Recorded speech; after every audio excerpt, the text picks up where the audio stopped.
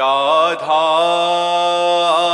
राधा राधा राधा राधा राधा राधा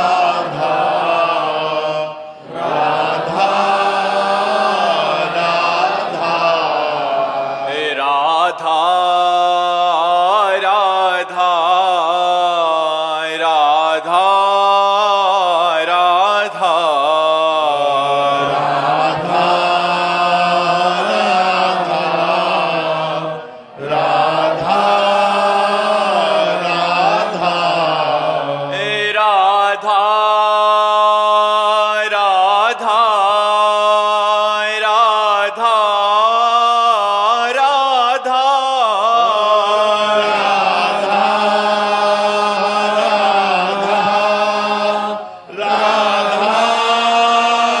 राधा हे राधा राधा राधा राधा हे राधा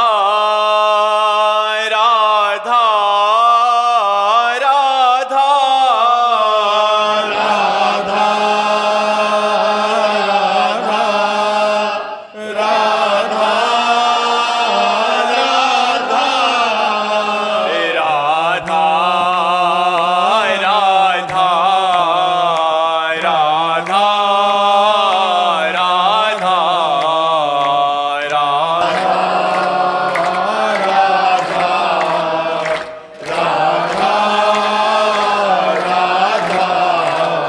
हे राधा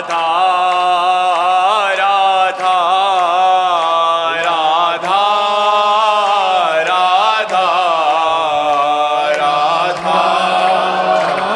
राधा राधा राधा श्री राधा वल्लभ लाल की, समस्त संत हरि भक्तन की, श्री वृंदावन धाम की, सतगुरुदेव भगवान की।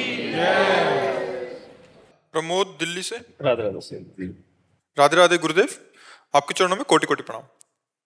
गुरुदेव, क्या हम बाथरूम में फोन लेकर जा सकते हैं? उस फोन में आपके श्री वचनों को सुन सकते हैं? बाथरूम में चला के रख सकते हो। हाँ, चला के रख सकते हो कि आप अपना शौच स्नान आदि कर रहे हैं और सत्संग सुन रहे हैं, उसको कहीं ऊंची जगह में रख दिया और पवित्र होके फिर छुआ। क्योंकि फोन ऐसी चीज है कि उसको हर जगह प्रयोग किया जाता है। अगर वो शौच की स्थिति में आपने उसको स्पर्श किया तो फोन अपवित्र हो जाएगा। मतलब थोड़ा पवित्रता का ध्यान रखे तो उससे बहुत बुद्धि शुद्ध होती है। अब आजकल पवित्रता का ज्ञान नहीं रह गया लोगों को। अरे वो तो उसमें शौचालय में शौच में ही गुरुदेव स्टैंड पे रखा रहता है। हाँ, ऐसे ऐसे ठीक है। आप जब गए पहले उसे चला के रख दिया जो सुनना है, और आराम से शौच स्नान हुए और पवित्र होकर फोन लिया बाहर आ गए, कोई बात नहीं। ऐसा किया है। और जी, मेरे व्यापार में जो कि रजिस्टर का प्रयोग होता है, उसमें प्रतिदिन का लेखा जोखा कार्य लिखते हैं, उसके ऊपर हम सर्वप्रथम भगवान का नाम लिखते हैं, क्या ये सही है? अब उस नाम को अगर बाद में अमनिया करके यमुना जी पहुंचावे, गंगा जी पौंचावे या तो भाई जैसे वो काफी समय तक तो रखी रहती हैं, 2 साल 4 साल 5 साल, उसके बाद फिर अभी तो वैसे रखी हूँ तो उनका मतलब आग लगा सकते हैं या फाड़ के। हाँ, ऐसा कर सकते हैं। आग भगवान का स्वरूप है अग्नि, आप ऐसा, क्योंकि हमारी प्रार्थना है कि आप लोग सावधान सब रहें, भगवान के रूपों का, भगवान के नाम का अपमान न हो। जैसे लोग नाम छपवा देते हैं, ऐसे गली कूचे में पड़े रहते हैं कार्ड, ऐसे भगवान का नाम लिख दिया झोला में, थैली में, और वो सब ऐसे मान लो रद्दी कागज में आपने बही खाते बेच दिए तो फिर वो फिर अपमानित होगा ना। इसीलिए ग्रंथ का आप सम्मान करो, भगवान के रूप का सम्मान करो, चित्र का सम्मान करो, नाम का सम्मान करो, तो भगवान देख रहे हैं ना, उसी से मंगल होता है। मंगल भवन की कृपा भगवान। देखो हमारे यहाँ यही बहुत असावधानियां हो रही हैं कि अपने नाम रोशन के लिए भगवान की छवियां पोस्टर में लगाकर और अपनी दुकान चलाने के लिए भगवान के नामों का प्रयोग कर, यहाँ तक कि जैसे छोटी मोटी वस्तुएं खाने पीने की हैं उनमें भी नाम भगवान, तो जैसे कई तरह के ऐसे भगवान नामों का प्रयोग है, तो संभाल करके हमारे धर्म का विषय है। हम अपने धर्म को पहचाने, हम अपने धर्म को बहुत सस्ता ना समझें, अपने धर्म का अपमान स्वयं न, ये धर्म का अपमान है। हमारे मान लो पोस्टर में लगा दिया भगवान की छवि, इसके बाद जब पोस्टर उखाड़ के फेंका तो गिर जाता है ना। अब कोई उसे भगवान के रूप में थोड़ी देखता है, तो हम ऐसे नहीं, बहुत सावधानी रखे, भगवान नाम भगवत रूप इनको संभाल कर पूजनीय भाव से हम रखें जी। हर्ष जी अहमदाबाद से। राधे राधे गुरुजी। गुरुजी कभी कभी हमारा मन नाम जप में नहीं लगता है तो हम खुद स्वयं से जोर जोर से नाम जप करने लगते हैं, फिर मन भी शांत हो जाता है। महाराज जी हमारा प्रश्न है कि हम तो आत्म स्वरूप हैं और मन से भजन करवा नहीं रहे, तो ये अंतःकरण चतुष्टय में से कौन नाम जप कर रहा है? देखो, आपका जो स्वरूप है उसका अभी ज्ञान नहीं, केवल सुना है। अंतःकरण का आपको अभी ज्ञान नहीं, केवल सुना है। क्योंकि अंतःकरण में जब अंतर्मुख होकर के आप समस्त इंद्रियों से अनुभव करोगे तो जानोगे ये बुद्धि है, ये मन है, ये चित्त है, अहंकार है, इनका एक एक का परिचय प्राप्त होता है। जब तक अंतःकरण विषयाकार है तब तक आत्म स्वरूप निर्विकार होते हुए भी जन्मोगे, मरोगे, दुखो, शोक, चिंता, भय ये सब व्याप्त रहेगा। आत्मस्वरूप तो पहले भी था, अब भी आगे भी रहेगा। अंतःकरण को सुधारना है हमको। बुद्धि का निश्चय एकमात्र परमात्मा में सुख, मन का निरंतर मनन करना एकमात्र परमात्मा में, चित्त का निरंतर चिंतन करना एकमात्र परमात्मा का, अहम का परमात्मा में पूर्ण समर्पित हो जाना। तो जैसे हमने बताया निर्मल जल और एकाग्र जल, शांत जल, तो नीचे क्या दिखाई देने लगता है, ऐसे निर्मल और शांत अंतःकरण में भगवत साक्षात्कार होता है, अपनी आत्मा का आत्मबोध होता है। समझ पर? अभी खूब नाम जप करो, जबरदस्ती करवाओ मन से, पहले तो जिह्वा से करना चाहिए। ये वाकेंद्रिय है, इसको शुद्ध करना चाहिए। पवित्र शब्द बोलो, नाम जप करो, कभी किसी को कटु वचन परुख वचन न बोलो। एक एक इंद्री को पावन करना है। नेत्र से देखें सब में श्री भगवान को देखें, कान से सुने भगवान की चर्चा, मंगल में गुण सुने, किसी की निंदा, किसी का पापाचरण नाम सुने। धीरे धीरे हमारी इंद्रियां पावन होगी, अंतःकरण पावन होगा, तो हमें अपने स्वरूप का अपने आप से अनुभव हो जाएगा। बस वही मुक्त हो गया। जैसे भगवान हृदय में बैठे लेकिन सब दीन दुखी परास्त हैं माया के द्वारा, क्यों? भजन नहीं है।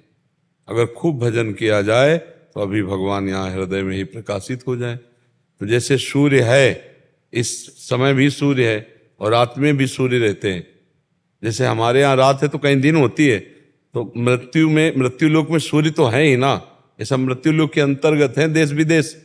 तो कभी हमारे यहाँ रात होती तो कहीं सूर्य उदय होता है, कहीं सूर्य होता है, मतलब सूर्य कभी अस्त नहीं होता, पक्का है ना। सूर्य कभी अस्त नहीं होता, वो प्रकाशित होता ही रहता है। हमारे सामने अंधकार है, ऐसे ही हमारे सामने दुख, चिंता, शोक, भय, माया का अंधकार है। भगवान सर्वत्र व्याप्त है, भगवान सर्वत्र व्याप्त है। अब हमको भजन के द्वारा उसको जागृत करना होगा। जो परमात्मा तत्व सोया हुआ है उसे जागृत कर, जे भी जगह तो आनंद का अनुभव हो जाएगा। आप और परमात्मा तत्व दो नहीं रह जाएंगे, पर भजन।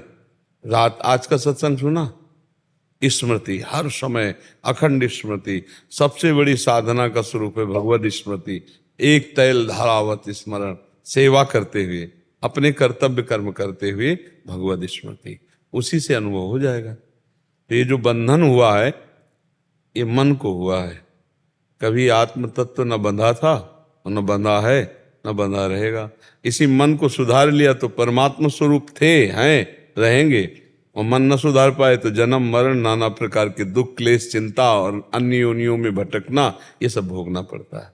समझ गया? ऋषिकेश दास जी गुजरात से। श्री हरिवंश राधे राधे महाराज जी, दंडवत प्रणाम। महाराज जी किसी भी शास्त्र को पढ़ने, समझने, जीवन में उतारकर उस शास्त्र का साक्षात्कार करने के लिए आवश्यक बातें कौन सी हैं? पहला ब्रह्मचर्य, दूसरा गुरुजनों का दृढ़ आश्रय, तीसरा भगवत स्मृति परायण, चौथा अभिमान नाना दैन्यता, पांचवा पूर्ण समर्पित होकर भगवत शास्त्र का स्वाध्याय करना। मेरे में मति नहीं है, आप स्वयं प्रकाशित होकर हमें समझाइए। अगर ब्रह्मचर्य ठीक नहीं है, शास्त्रों का अर्थ, तभी तो उल्टा सीधा बोलते रहते हैं लोग, नहीं प्रवचनों में उल्टा सीधा बोलते रहते, क्योंकि ब्रह्मचर्य ठीक नहीं है। गुरुजनों का आश्रय दृढ़ नहीं है, स्वयं गुरु बन बैठे, गुरुजनों का आश्रय दृढ़ नहीं है, अहंकार है, विद्या का अगर अहंकार है तो फिर शास्त्र का अर्थ उल्टे ही समझ में आएगा। विद्या रूप महत्व कुल धन जौवन अभिमान, सट कंटक देखे जहाँ राहे न भक्त निदान। राहे न भक्त निदान स्वांग सब नगर नारी के, विषयीन हाथ बिकाए न रिझवन भतार के। भगवत रसिक जी कहते हैं यदि विद्या का, रूप का, कुल का, धन का, यौवन का अपना महत्व अभिमान है तो उसके अंदर ये 6 बड़े बड़े कांटे हैं, भक्ति महारानी प्रवेश नहीं करती। और जब तक दैन्यता नहीं आएगी तब तक शास्त्रों का भाव समझ में नहीं आएगा। शास्त्रों के लिए ब्रह्मचर्य, अहंकार का त्याग करके दैन्यता, और इसके लिए गुरुजनों का दृढ़ आश्रय। कोई भी शास्त्र हम तभी समझ सकते हैं जब हम विज्ञ महापुरुषों से सुने। प्रथम सुने भागवत भक्तमुख भगवत वाणी, जो भगवत स्वरूप महात्मा जन हैं, जिन्होंने शास्त्रों के एक एक शब्द का स्वाद लिया है और साक्षात्कार किया है, वो जब बोलेंगे, उनके मुख से सुनेंगे, तब शास्त्र का रहस्य हमारे हृदय में प्रकाशित होता है। तो अहंकार रहित होकर दैन्य भाव से गुरुजनों का आश्रय लेकर के शास्त्र को उस समय साक्षात भगवान का स्वरूप मानकर स्वाध्याय किया जाए तो शास्त्र ही तुम्हारी बुद्धि में बैठ करके वो अपना अनुभव करा देगा। जब तक ब्रह्मचर्य नहीं, गुरुजनों का आश्रय नहीं, अहंकार का त्याग नहीं, दैन्यता नहीं और शास्त्रों में भगवत भाव नहीं, तब तक नहीं। शास्त्रों में भगवत भाव देखना हो तो गुरुवाणी का कैसे सम्मान करते हैं सिख भाईजन, ये देखिए आप। अगर शास्त्रों का सम्मान देखना है तो वहां देखिए कैसे गुरुवाणी का सम्मान, चंवर डुलाते हुए हाथ जोड़कर ऐसे गुरुवाणी जी का पाठ करते हैं, हाथ जोड़कर खड़े होकर। और जब गुरुवाणी जी चलती है तो आप देखो कितना समुदाय उत्सव आनंद मनाते हुए।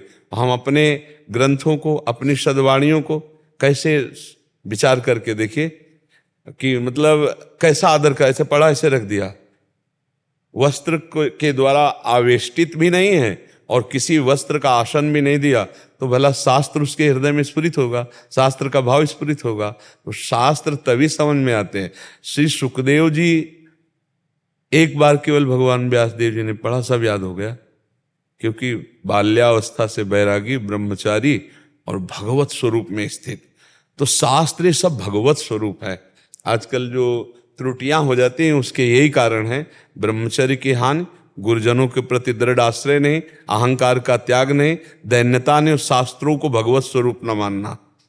इन कारणों से शास्त्रों का रहस्य, शास्त्र बहुत गुप्त है। शास्त्र जैसे कहता है कि आप उत्तर की ओर चलो, अब इसके बाद जो मुड़ना है वो नहीं बोलेगा, वो गुरु बोलेगा कि उत्तर की तरफ से पश्चिम की तरफ मुड़ना, फिर सामने जाकर फिर उत्तर की तरफ चलना है। अब वो सीधा उत्तर की तरफ चलेगा, नहीं पाएगा, शास्त्र का रास्ते नहीं।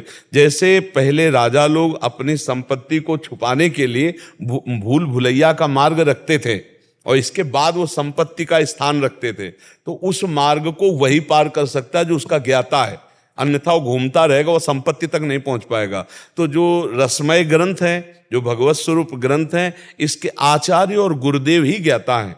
अगर उनके चरणों में उनकी आराधना करके तो आप संपत्ति तक पहुंच पाएंगे, शब्द ब्रह्म का अनुभव कर पाएंगे। नहीं तो आप केवल ऐसे बोलते रहिए, ना आपको समझ में आएगा और ना दूसरों के समझ में आएगा। वो बस बैठे हैं, बस सुन के चल दिए, आप सुना दिए, और अंतर ना आप में पड़ा ना सामने वाले में पड़ा, क्योंकि आपने अनुभव ही नहीं किया।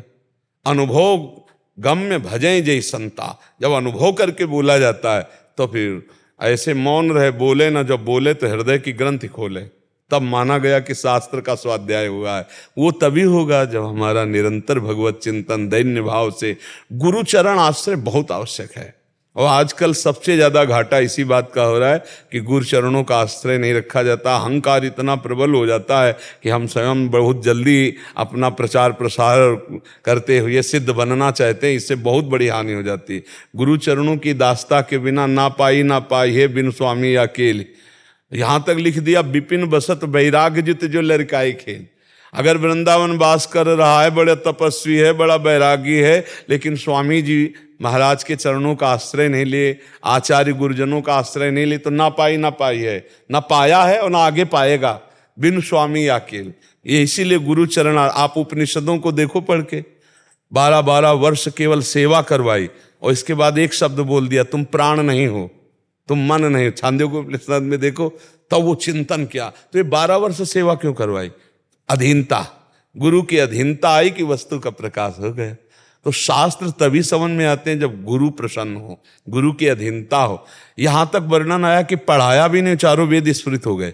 आपने पढ़ा होगा महाभारत में, आप पढ़कर देखिए कि ऐसे महापुरुषों के चरित्र आते कि पढ़ाया भी नहीं गुरु ने, और सामवेद आदि जितने वेद है, ऋग्वेद, यजुर्वेद, अथर्ववेद, सामवेद, ये चारों वेद उसके हृदय में अरे गुरु महिमा बड़ी अमोघ है।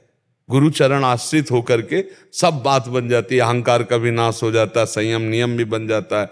और आज का जो समय चला है ब्रह्मचर्य के लिए बहुत हानिकारक है। इस समय ब्रह्मचर्य की सबसे ज्यादा हानि हो रही है। और बिना इंद्रिय संयम के फिर नरसिंह मेहता जी कहते काछ वाछ मन निश्चल राखे, धन धन जननी तेरी रे।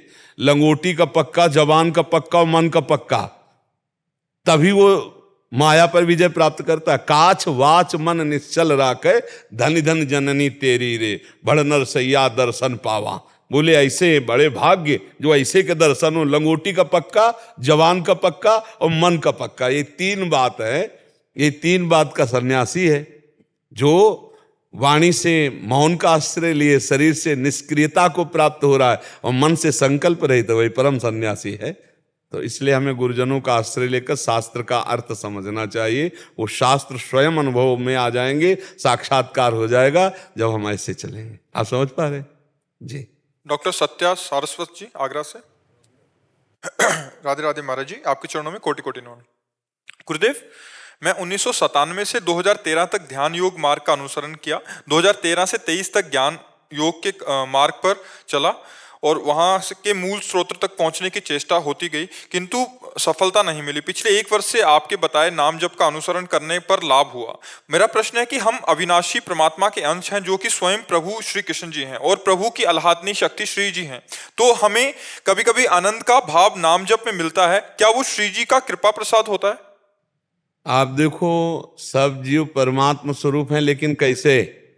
तरंग के जैसे, समुद्र जैसे नहीं। समुद्र में करोड़ों असंख्यों तरंग हैं। समुद्र करोड़ों असंख्यों तरंग प्रकट करता है, पर एक तरंग समुद्र प्रकट नहीं कर सकती। ऐसे हैं हम भगवत स्वरूप, हैं तो भगवत स्वरूप ही, भगवान के अंश हैं तो हम भी भगवत स्वरूप हैं, लेकिन हम ऐसे भगवत स्वरूप हैं तरंग जैसे। समुद्र है हमारे प्रभु और उनकी तरंग है हम। अगर हमारे में वायु विकार नष्ट, तरंग में वायु विकार नष्ट हो जाए तो समुद्र हो गया ना। अगर माया विकार नष्ट हो गया तो हम भगवत स्वरूप हो गए।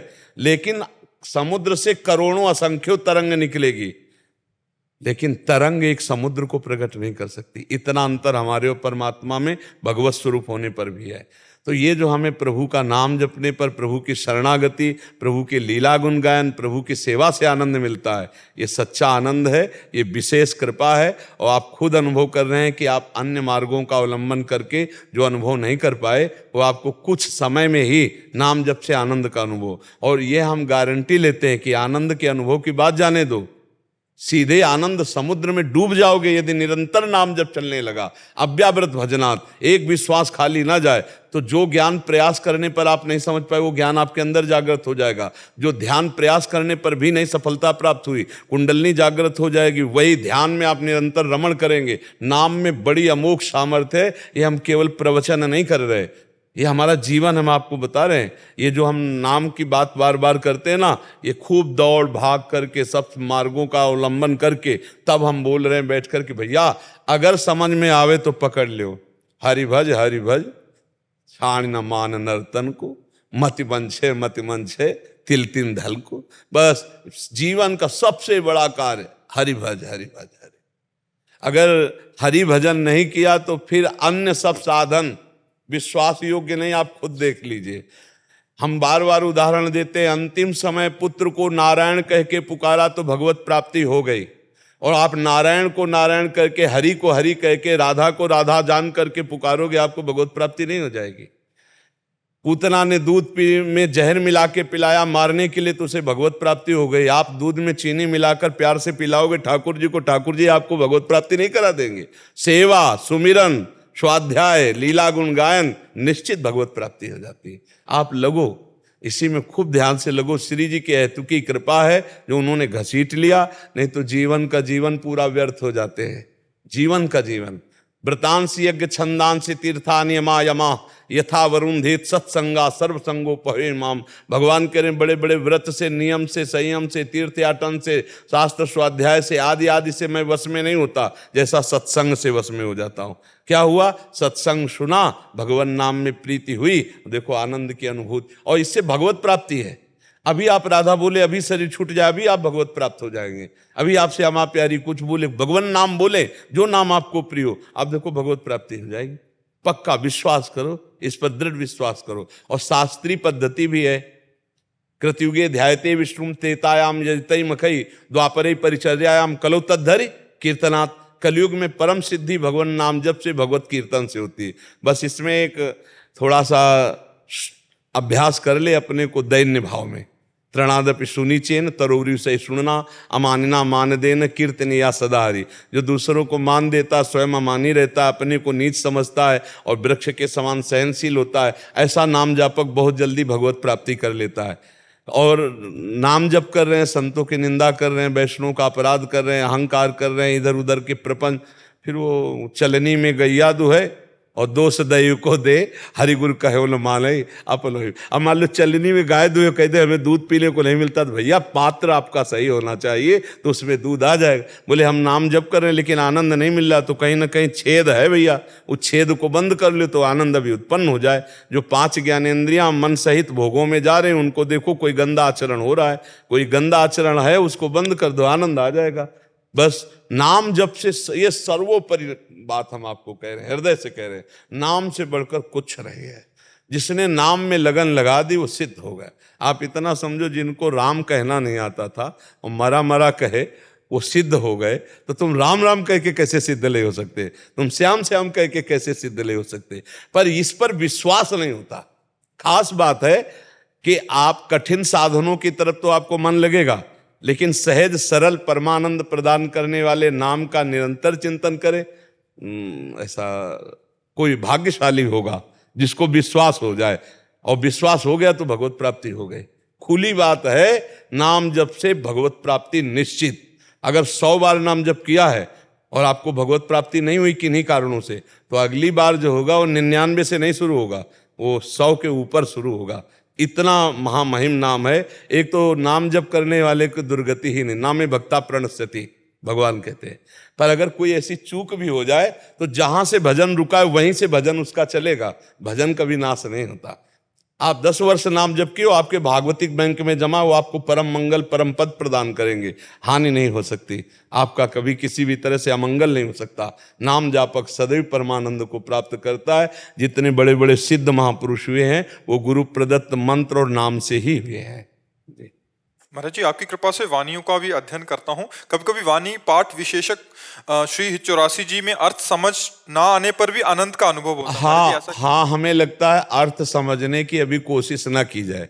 जैसे जो हमारे वृंदावन नित्य विहार के जो वाणी हैं, जो सद ग्रंथ हैं, इनको जब तक देह भाव है, स्त्री पुरुष भाव है, तब तक हमें लगता है गायन करना चाहिए, अर्थ नहीं पढ़ना चाहिए, अर्थ का चिंतन नहीं करना चाहिए, क्योंकि ये चिदानंद का प्रेममय विलास है। चिदानंद में 5 भौतिक शरीर नहीं होते, जैसे आपके हमारे 5 भौतिक शरीर है, स्त्री पुरुष चिन्ह है, चिदानंद में नहीं होते।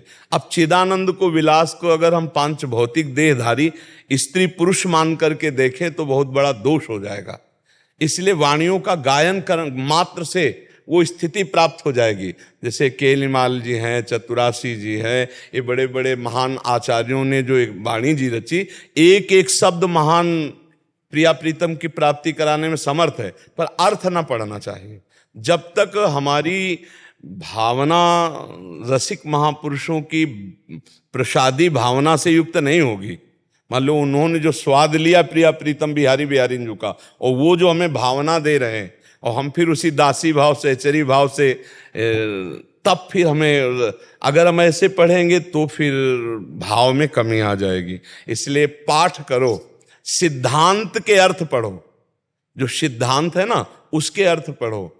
कुछ लीलाएं ऐसी सहज सरल हैं जिनके अर्थ पढ़ने में कोई हानि नहीं। जो प्रिया प्रीतम के नित्य विहार की है, उनके अर्थ मिल भी जाए तो नहीं पढ़ना चाहिए, क्योंकि प्रिया प्रीतम के दिव्य विलास को समझने के लिए हमारे पहले वनिता पुरुष भाव मिट जाए, सेवय ललितादिक के भाई, पहले हमारा स्त्री पुरुष भाव मिटे और हमारी जो आचार्य स्वरूपा ललितादि सहचरियाँ हैं इनके अनुगत हो, फिर उनके प्रदत्त जो मंत्र आदि है उनके द्वारा जब हमारे भाव देह का निर्माण होता है, जो स्थूल सूक्ष्म कारण तीनों से परे है, वो आत्मस्वरूप भाव देह है, ललिता स्वरूप सहचरी स्वरूप अपना जो भाव है, उससे जब वो भाव जब आता है फिर अपनी प्यारी जो की बात आती है तो आनंद की उमगन एकदम। अभी क्या है, लौकिक बुद्धि हमारी है, नष्ट हुई नहीं, पुरुष स्त्री भाव है, तो मुझे लगता है नित्य विहार रस के जो पद हैं उनका गायन करे, उससे बड़ा मंगल होगा।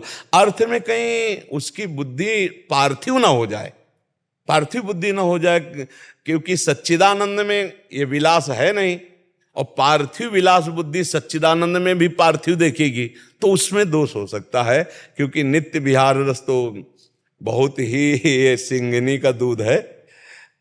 नित्य विहार रस के लिए भगवत रसिक जी लिखा है सिंगिनी का दूध है, या तो बच्चा के पेट में या कुंदन में, कहे बच्चा के पेट और घट करे विलासल, या तो बच्चा आचार्य शरणागत होकर उनके अनुगत होकर, और दूसरा ऐसा कोई है नहीं कि साधन बल से वो इन महापुरुषों के भाव को प्राप्त हो, बिना महापुरुषों के शरणागत हुए, उनके कृपा प्रसादी, उनकी चरण रज के बिना ये भाव तो दुर्लभ। इसीलिए अंगुलियों में गिने जा सकते हैं रसिक जन, रसिकों की भीड़ थोड़ी होती है रसिकों की भीड़ नहीं होती, तो आप देखो अंगुलियों में गिले जा सकते हैं।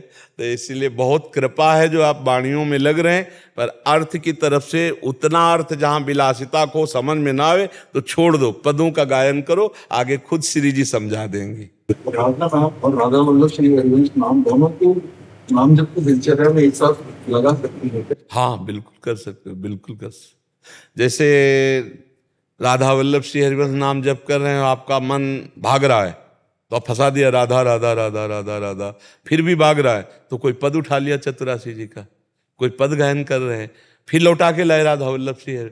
कुछ इसको नवम नवम चाट पड़ी है मन को, चतुर उपासक जो इसको फंसाना जानता है, इसको जैसे एक में लगाओ राधा राधा राधा, तो थोड़ी देर में उब जाएगा।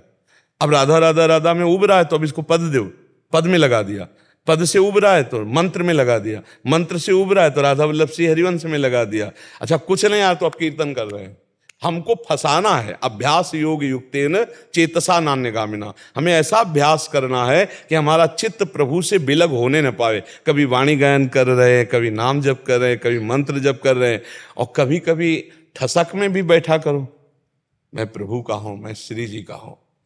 आश्रय अगर अंदर से हो गया तो ठसक आने लगेगी।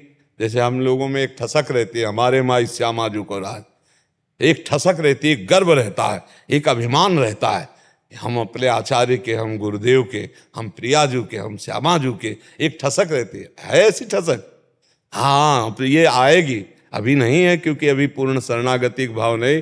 ये जैसे मीरा जी की ठसक है, मेरे तो गिरधर गोपाल दूसरों, ये ठसक आ जाए, हमारी लाडली जो, हमारे प्यारे जो, हमारी प्यारी जो, तो एक गर्व होता है। आप हमारे ब्रजवासियों में और प्रेमियों में आप ये नजर डाल के देखना, सब साधन एक तरफ, उनके अंदर एक गर्व मिलेगा आपको, श्यामा प्यारी कुंज बिहारी राधा वल्लभ श्री हरिवंश, एक ठसक मिलेगी, एक अभिमान मिलेगा उनको अपने इष्ट का, अपने आचार्य का, अपने गुरुदेव का। यही अभिमान जो है सब अभिमानों को चूर करके श्री जी के नजदीक ले जाता है। हाँ जैसे गोस्वामी जी कह रहे हैं, अस अभिमान जाए जन भोरे, मैं सेवक रघुपति पति मोरे। ये अभिमान हर समय बना रहे कि मैं दास हूँ, मेरे स्वामी श्यामा श्याम हैं, गर्व बना रहे। श्रवण लाल गुजर जी। राधे राधे। राधे राधे महाराज जी। महाराज जी 1 साल से YouTube के माध्यम से आपकी वाणी सुन रहा हूँ, आपके कहे अनुसार राम नाम जाप कर रहा हूँ, सुबह शाम हनुमान चालीसा भी पढ़ता हूँ। गुरुजी मेरा प्रश्न है कि मैं एक गायक कलाकार हूँ, मैं भगवान के भजन भी गाता हूँ और आज के जमाने अनुसार लोकगीत और प्यार मोहब्बत के गीत भी गाता हूँ। इस लोकगीत में जो भी शब्द लिखता हूँ वो मेरी असल जिंदगी में तो नहीं है, लेकिन संगीत के माध्यम से मैं गाता हूँ, क्या मुझे भगवत प्राप्ति होगी? देखो भगवत प्राप्ति लोक गीतों से नहीं होगी, भगवत प्राप्ति होती है भगवान के चिंतन से। अंदर ही अंदर आपके जो भगवत चिंतन होता है उससे भगवत प्राप्ति होती है। जैसे हम बहुत बढ़िया गा लेते हैं और हमारा अंदर से चिंतन भागवतिक नहीं है, और हम पद भी गा रहे हैं जो भागवतिक है, लेकिन चार को रिझाने का है, तालियां सुनने का है, रुपया लेने का है, वो व्यापार है, ना कि भगवत प्राप्ति की साधना। आप हमारी बात को समझे।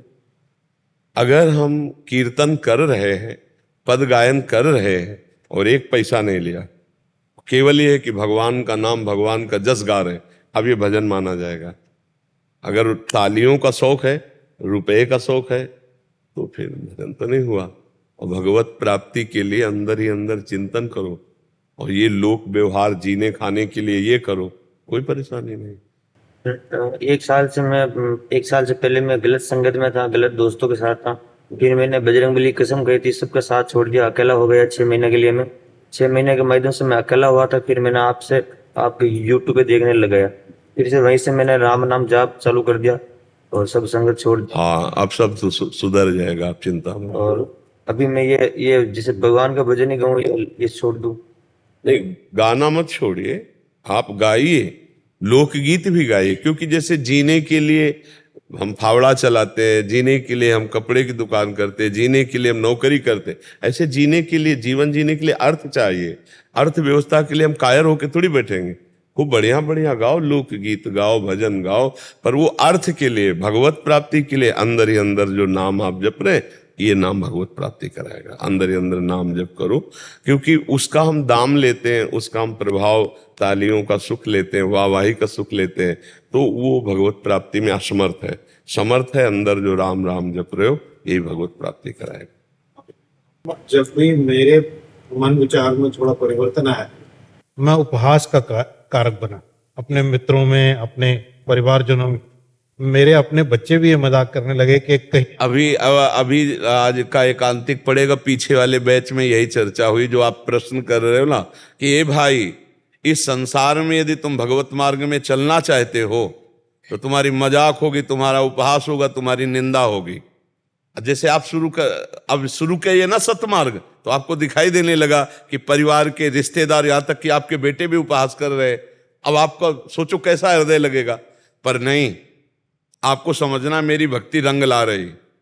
अगर भक्ति में विरोध शुरू हो जाए तो समझो भक्ति रंग ला रही। तो आपकी भक्ति रंग ला रही, आपको मुस्कुराना है, उदास नहीं होना है। हाँ, अगर आप ऐसे फिर गिर जाओगे, फिर तो गिर जाओगे बहुत बहुत। इसलिए हिम्मती बनो, हिम्मती बनो, बहुत हिम्मत की जरूरत है इसमें। निराश, आपकी तो भक्ति रंग ला रही, तो आपको तो अच्छा अनुभव होना चाहिए, प्रसन्न होना चाहिए। आप निगेटिव क्यों सोच रहे हैं कि मेरा उपहास हो रहा है? अरे भाई नहीं, ये उपहास हो रहा है, आपकी भक्ति रंग ला रही है। देखो, गलत आचरण करो, आप देखो कोई आपको नहीं रोकेगा, कोई आपका उपहास नहीं करेगा। लेकिन माला कंठी धारण करके भजन शुरू करो, भगवत आराधना करो, तो आपके ही लोग आपका उपहास करने, बड़ा भगत बनता है, ऐसा है वैसा है, क्या क्या नहीं बोलने लगेंगे। इसलिए किसी के बोलने से मत रुको। भगवान का सत्य मार्ग है, सच्चिदानंद मार्ग है, बिल्कुल हारने की जरूरत नहीं। अगर हमको ऐसी ऐसी बातें कही गई तो अब अंदर से आता है, टूटो नहीं, टूटो नहीं। एक शराबी का उपदेश हमें जीवन भर याद रहा है। वो यही कहता था, तिल तिल काटी गई मूर्ति कभी टूटी नहीं, तू बाबा जी बना कभी टूटना नहीं। हम उस समय बच्चे थे, वो जीवन भर रखा। मेरी पुत्री है, वो यहाँ से कहीं पढ़ने के लिए गया, उसे कुछ एक ऐसी दीक्षा उसको पकड़ा दीजिए जिससे वो आगे की तरफ। देखो, हम आपकी पुत्री की नहीं, सबकी पुत्र पुत्रियों के लिए प्रार्थना है कि ये जो आज गर्लफ्रेंड बॉयफ्रेंड रूपी जहर फैला हुआ है, इससे बचा जाए। पहली बात तो अपने चरित्र को पावन रखा जाए। अगर चरित्र पावन नहीं है तो आपकी उन्नति की लालसाएं बाधा में पड़ जाएंगी। आजकल कोई सही मित्र मिलना बड़े सौभाग्य की बात है, नहीं तो केवल अपनी वासनाओं की पूर्ति के लिए दोस्त बन जाने वाले सैकड़ों तैयार हैं। तो हम अपने फ्रेंड का चयन बहुत सोच समझ करके करें। जो हमारे से सुख भोगने की लालसा रखता है वो फ्रेंड नहीं हो सकता। फ्रेंड वही होता है जो अपने को बलिदान करके सामने वाले को सुखी करना चाहे, जो अपने को मिटा करके दूसरे को सजाना चाहे, उसे दोस्त कहते। लेकिन आज के दोस्त दूसरे सामने वाले को मिटा के अपने को सुखी करना चाहते हैं। तो हमारे भाई बहनों से प्रार्थना है, पूरे भारत के, पूरे विश्व के, कि हमारी जो परंपरा रही है, ये चरित्र पावन की रही है, चरित्र ना दूषित होने पावे। और दूसरी बात, कोई व्यसन हमारे जीवन में ना होने पावे, चाहे वो पुत्र हो चाहे पुत्री। ये बात बिल्कुल समझ लो, हर व्यसन हमारे जीवन को नाश की तरफ ले जाएगा। जो भी जैसे आजकल स्कूलों में बच्चे ड्रग्स लेने लगे, धुआं फूंकने लगे, बीड़ी सिगरेट ले, कोई व्यसन ना करे, कोई चरित्रहीनता के आचरण न करे और भगवान का नाम स्मरण करता रहे, तो भगवान इस संसार से विजय निश्चित दिला देंगे। और जो हमारी कामनाएं हैं उनकी पूर्ति हो जाएगी। जब हमारी बुद्धि शुद्ध रहेगी तो हमारा स्मरण पवित्र रहेगा। स्मरण पवित्र रहेगा तो जो हम पढ़ेंगे हमें याद हो जाएगा, हम कभी फेल ही नहीं होंगे। जब हमारा चरित्रहीनता होती, नाना प्रकार के विषय घुस जाते हैं, तो हमारी स्मरण शक्ति नष्ट हो जाती। कामा संजायते क्रोधा, क्रोधा स्मृति विभ्रमा, स्मृति भ्रंशात बुद्धिनाशो, बुद्धिनाशात प्रणश्यति। तो इसलिए जीवन का केवल इतना ही उद्देश्य नहीं कि हम नौकरी पेशा करके रुपया कमाएं, भोग भोगें और मर जाएं। जीवन का उद्देश्य है भगवान की प्राप्ति करना, अध्यात्म पूर्वक जीना। तो इसलिए चरित्र पावन रखे, कोई व्यसन न करे, भगवत नाम की आराधना करे और माता पिता को भगवान समझकर उनकी आज्ञा और उनकी सेवा में रहे। अगर इतना स्वीकार कर ले तो सब कुछ बन जाएगा, इतने से ही बन जाएगा। और आप कभी निराश मत होइएगा, मस्त रहिएगा। जैसे कोई आपका उपहास करे तो मुस्कुरा दिया और भगवान से प्रार्थना की कि इनको भी ज्ञान दीजिए, इनको भी विवेक दीजिए। हमें उनके प्रति द्वेष भाव नहीं करना है, द्वेष करने वालों के प्रति भी हमें मुस्कुरा के चलना है। ये साबित करना है कि भगवान का भक्त कितना मजबूत होता है, कितना पुष्ट होता है। हमें साबित करना पड़ेगा, हम भगवान के दास हैं तो हमें साबित करना। वो हमें मारे और हम उसका मंगल करेंगे, वो हमें गाली दे हम उसका मंगल करेंगे। करत जे अनसहन निंदक तीनों पे अनुग्रह। वो हमारा उपहास कर रहा है, हमें नीचा दिखाना चाहता है, और हम हाथ जोड़कर उससे बात करेंगे। हमारी और संसारिकता में अंतर है, क्योंकि हम साधु मार्ग के, हम भगवत मार्ग के पथिक है। तो साधु का मतलब केवल भेष से नहीं, स्थिति से। इसलिए आप प्रसन्न रहिएगा। सुदेश कुमार जी फरीदाबाद से। राधे राधे महाराज जी। महाराज जी आपके चरणों में कोटि कोटि नमन। महाराज जी मैं आध्यात्मिक मार्ग में पिछले 40 वर्ष से लगा हुआ हूँ। लगभग 50 वर्ष तक गीता का प्रचार किया मैंने। 13-14 साल तक बड़ी एकाग्रता से सत्संग किया। महाराज जी मेरा प्रश्न है कि लगातार प्रयासरत रहने पर भी देहाभिमान चरम सीमा पर है और ऐसा लगता है कि जो अवस्था 40 साल पहले थी वो भी वही आज है। आपके कांतिक वार्तालाप में आपने बताया था कि देहाभिमान प्रकट गुरु की कृपा से ही जाता है। अब मैं आपकी शरण में हूँ महाराज जी, आपको गुरु रूप में देख रहा हूँ। महाराज जी मेरा नाम जब जितना जोर का नाम अंदर से सुमिरन चलेगा, तो ये झूठा जो शरीर का खेल है, संसार का खेल, जब तक ये सत्य भाषित होता रहेगा तब तक ज्ञान कैसा, तब तक भक्ति कैसी है। तो नाम जप में शिथिलता रही है। देखो हम आपको बताएं, गीता जी कंठस्थ कर लेना और गीता जी का प्रचार करना, ये दो बातें अलग हैं। और गीता जी को पीना, आचरण में उतारना, वैसे चलना, ये बात अलग है। देहाध्यास का नाश गीता जी के पीने से होगा। गीता अमृत का पान करोगे तो पान करना बड़ा कठिन है। दूसरे को उपदेश दे देना सरल है, कंठस्थ करके सुना देना सरल है, लेकिन आचरण में उतारना बहुत कठिन है। अगर हम एक श्लोक उतार लें तो भगवत प्राप्ति हो जाए। भगवान कह रहे हैं, अनन्य चेता सततम यो माम स्मरति नित्य साह तस्याहम सुलभा पार्थ नित्य युक्तस्य योगिना। अब इतना समय हो गया 40 वर्ष और आपका खुद का अनुभव कह रहा है कि देहाभिमान गलित नहीं हुआ। तो पूज्यपाद उड़िया बाबा जी ने कहा, जिसका देहाभिमान गलित नहीं हुआ उसे अध्यात्म में अभी वो बात नहीं मिली जिसके मिलने के बाद कुछ मिलना बाकी नहीं रहता। क्योंकि देहाभिमान जितना गलित होता है उतना ही भक्ति का रंग प्रकाशित होता है। देह भाव ही तो जन्म मरण का हेतु है। तो देह ने हमें थोड़ी पकड़ रखा है, हमने देह को पकड़ रखा है। बंदियों कीर मरकट की नाई, जैसे तोता नलिनी को ऐसे पकड़े है, अगर छोड़ दे तो उड़ जाए, पर वो सोचता है, नलिनी का मतलब समझते हैं ना, जिसे पंखा घुमाया जाता है, वो पोला अगर रस्सी में डाल दिया गया, उसमें दाना चिपका दिया गया चिपकाने वाले पदार्थ से, तो तोता के ऐसे बैठा, जो बैठा सो घूम गया। अब वो पूरा हिलक गया। अब सोचता है मुझे पकड़ लिया गया, अगर मैं छोड़ दूंगा तो मर जाऊंगा, और अगर वो छोड़ दे तो उड़ जाए। ऐसे ही हम फंसे कि अगर देह भाव छूट गया तो सुख कहाँ, क्योंकि सुख तो इसी देह से मिलता है, और जबकि सुख भगवान के चिंतन से मिलता है, ना कि शरीर चिंतन से। सुख मिलता है जो हमारी शरीर की स्मृति भूल जाए भगवान की स्मृति में। जैसे आप दिन भर कुछ भी खाते पीते क्रिया करते रहो, लेकिन आपको जो सुखानुभूति नींद में मिलेगी वो किसी में नहीं मिलेगी। अगर नींद ना आवे तो सब कुछ खान पान होते हुए भी आप विक्षिप्त हो जाओगे। 2 दिन 3 दिन 4 दिन नींद ना आवे तो आप देखो कैसा। तो नींद का सुख सर्वोपरि वहां हुआ कि नहीं? हर सुख। तो नींद में सुख क्या है? संसार को भूल जाना। 5 घंटे 6 घंटे संसार को भूल गए तो आप एकदम फ्रेश हो गए, आपकी इंद्रियां बलवान हो गई, आपको चैतन्यता मिली। अगर जागृत अवस्था में 1 घंटा के लिए भगवान को भूल जाओ और माया में रत हो जाओ तो कितना क्लेश अशांति है। अगर 1 घंटा के लिए माया को भूल जाओ और भगवान में रत हो जाओ तो समाधि में स्थित हो गए। भाई यही 2 क्षेत्र हैं। हर समय हमारा चिंतन माया घसीटती है, इस चिंतन को मोड़कर भगवान में हम इसे स्थित कर दे तो हम भक्त, और माया में स्थित है तो संसारी। बस इतना अंतर है।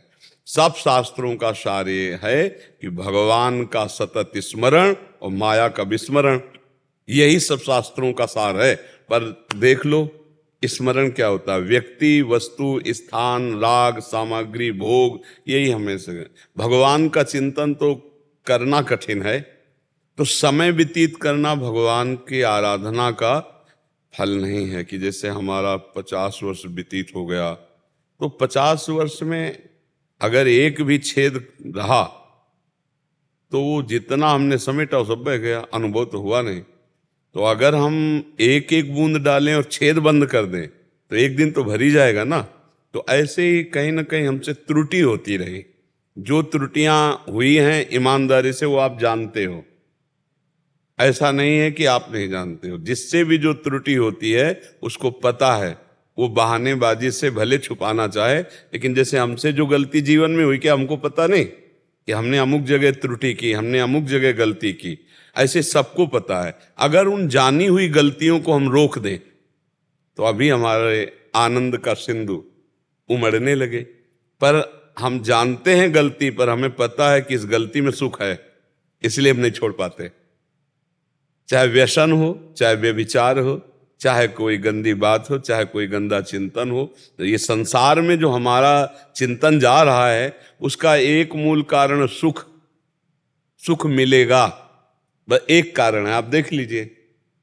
अगर ये आंतरिक बातें ठीक कर ली जाएं तो पूरी गीता जी को आप पढ़ करके देखिए, कहीं भी कुछ मांग नहीं है, कहीं कोई मांग नहीं है। एक मांग भगवान की है केवल। वो ये नहीं कह रहे कि मेरे लिए मंदिर बनवाओ, मेरे लिए आप ऐसा करो, मेरे लिए ऐसा करो। गीता में भगवान कह रहे हैं मय्येव मन आधत्स्व मयि बुद्धिम निवेश। भगवान की मांग है कि मेरे में मन बुद्धि लगा दो, मेरे में ही निवास करोगे। मन मना भो मद भक्तो माद्यादि मामनो। भगवान घुमा घुमा करके बहुत जगह वर्णन किया। कह रहे कि सर्वधर्मान परित्यज्य मामेकम शरणम। कह रहे हैं दैवी है सा गुणमयी मम माया दुरत्या मामेव ये प्रपद्यन्ते माया मेता। कहीं भी एक पैसे वाली बात भगवान ने नहीं की है। भगवान की प्राप्ति में पैसे की जरूरत नहीं है। अध्यात्म की प्राप्ति में पैसे की जरूरत नहीं है। अध्यात्म सुख जिसको प्राप्त है उसे पैसे की जरूरत नहीं है, सांसारिक भोगों की जरूरत नहीं। हम कहीं उल्टा हो गए हैं। हम सुख का हेतु रुपया समझ रहे हैं, सुख का हेतु यश कीर्ति समझ रहे हैं, सुख का हेतु हम कहीं भोग समझ रहे हैं, और बात हम गीता जी की कर रहे हैं। तो गीता जी का जो भाव है वो हमारे अंदर नहीं आ पाएगा। एक श्लोक परम पद प्राप्त करा देगा गीता जी का, एक श्लोक आपको भगवत प्राप्ति करा देगा। गीता जी का कोई एक श्लोक जीवन में आदर्श बना लो कि हमने तो ये श्लोक पकड़ा है। जैसे जब हम बाल्यावस्था से चले तो समस्याएं होती है ना संसार में। अब जैसे गंगा किनारे घूम रहे, कब भोजन मिला ना मिला, संसार का तो बड़ा विचित्र स्वरूप। तो ये 2 श्लोक हमने जीवन में रखे।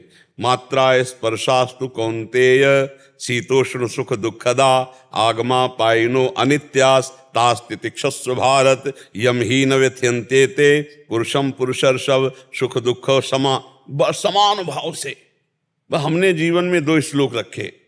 कि जो किसी भी तरह से किसी भी दुख में व्यथित नहीं होता। यमीन व्यथ्यन्ते ते पुरुषम पुरुषर्षभ सम दुखा सुखाधीरम स्वमृतत्वाय कलमते। वो धैर्यवान पुरुष जो सुख दुख में समान भाव रखता है अमृत पद का अधिकारी होता है। हे अर्जुन, ये दुख सुख आने जाने वाले हैं, ये अनुकूलता प्रतिकूलता आने जाने वाली है, इनको सह जाओ। सह जाने से तुम महान बन जाओगे। दो, जहां कष्ट पड़ता, जहां विपरीतता आती, दो श्लोक वो आगे बढ़। जहां हमें कष्ट होता था हम गुनगुनाने लगते, मात्रा स्पर्शास्तु कौन्ते शीतोष्ण सुख दुखदा आगमा पाइनो अनित्यास्तास्तितिक्षस्व भारत। इनको सह जा अर्जुन, सह जा, ये आने जाने वाले हैं, ये टिकाऊ नहीं है, ये अभी आए हैं अभी चले जाएंगे। शांत भगवत स्मरण परायण रहो। तो हमें लगता है हमारी जो त्रुटियां हैं उनको हम जानते हैं, जो जानने में आने वाली त्रुटियां हैं उनको त्याग दें तो गीता भागवत संतों का उपदेश हमारे हृदय में प्रकाशित हो जाए। जो अगर त्रुटियां बनी रहें तो जैसे हम छेद वाले पात्र में गाय दुहें तो वो दूध सब बाहर ही निकल जाएगा, अंतर में हमें पुष्टता प्रदान करने वाला नहीं बन पाएगा। इसलिए हम खुद सावधान हो। देखो, संत महात्मा शास्त्र उद्धार करने का उपाय बताएंगे, लेकिन चलना आपको होगा। आप ना चलो तो कोई आपका उद्धार नहीं कर सकता। तो अब तक जो गलती हुई उनको देख लो आप, और उनको हटा के एक शब्द में आप आ जाओ, निरंतर नाम जप। क्योंकि अब अवस्था भी वृद्धा, निरंतर नाम जप। तो आखिरी श्वास जो भी होगी उसमें नाम चल रहा है तो भगवत प्राप्ति पक्की। जैसे हमारा अभी बोला राधा हमारे प्राण निकल गए तो हमें भगवत प्राप्ति पक्की। ये पक्का समझ लो, आखिरी श्वास जब हमारी भी होगी, अगर हम निरंतर अभ्यास कर रहे हैं नाम का, तो नाम चल रहा होगा तो हमें भगवत प्राप्ति हो जाएगी। देहाभिमान रहे और चाहे देहाभिमान चला जाए, अब हमसे इससे मतलब नहीं। अब हमको एक बात पकड़नी है कि नाम ना छूटे, और जहां नाम में स्मृति रही तो देह भाव अपने आप खत्म हो जाएगा। देह का चिंतन होना ही देह भाव को पुष्ट करना है, और भगवत चिंतन होना ही देह भाव को नष्ट करना है। तो अब आप चिंतन पर ध्यान दीजिए। निरंतर जो नाम प्रिय हो आपको, उस नाम को निरंतर जपिए।